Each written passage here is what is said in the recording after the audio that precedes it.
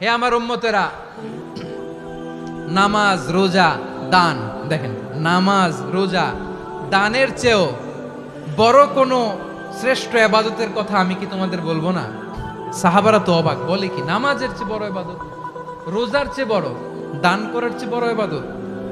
সাহাবীরা বললেন বালা ইয়া রাসূলুল্লাহ, নবী বলেন, বিশ্বনবী বললেন নামাজের চেয়েও বড়, রোজার চেয়েও বড়, যাকাতের চেয়েও বড়, সাদাকার চেয়েও বড় একটা ইবাদত আছে, আমি কি তোমাদের বলবো না?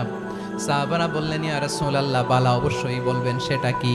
বিশ্বনবী বললেন ইসলাহু যাতিল বাইন।